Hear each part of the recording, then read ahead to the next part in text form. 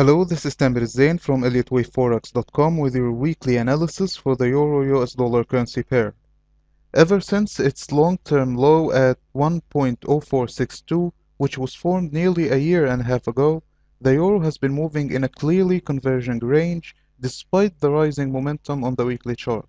Now, on the other hand, the daily chart has witnessed more lively action, at least in comparison to the weekly, but price is still all over the place and the market doesn't seem to have a clear direction just yet.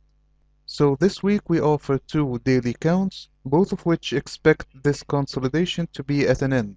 On one hand, the main count anticipates a couple more weeks before the triangle is fully complete, since its final wave is quite short in time in relation to the other waves. We're updating our counts to reflect the most recent price action and to present tighter targets and invalidation points. So beginning as usual with the big picture on the weekly chart, we see that the euro is moving towards the downside in teal wave X, which is forming a double zigzag labeled maroon waves W, X, and Y, where maroon wave Y is forming a zigzag labeled black waves A, B, and C, where black wave A formed an impulse labeled blue waves 1 through 5, and black wave B is forming a contracting triangle labeled blue waves A, B, C, D, and E.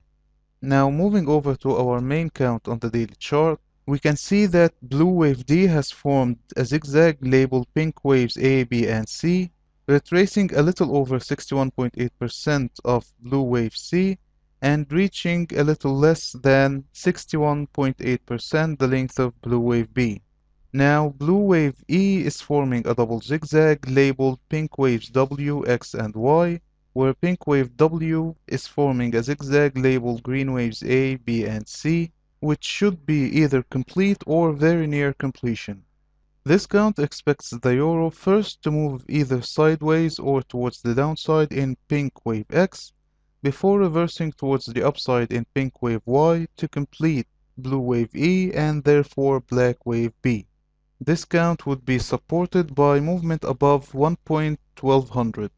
So at 1.1348, blue wave E would retrace 61.8% the length of blue wave D.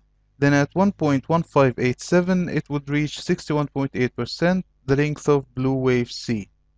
This count is invalidated by movement above 1.1616, as blue wave E of this contracting triangle may not move beyond the start of blue wave D, and it's also invalidated by movement below 1.0913, as pink wave X of this double zigzag may not move beyond the start of pink wave W.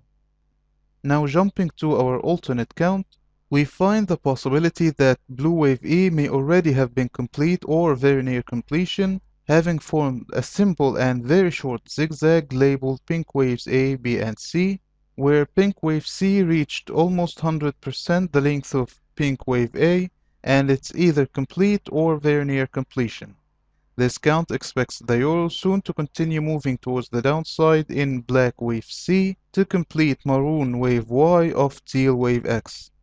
This will be largely confirmed by movement below 1.0913.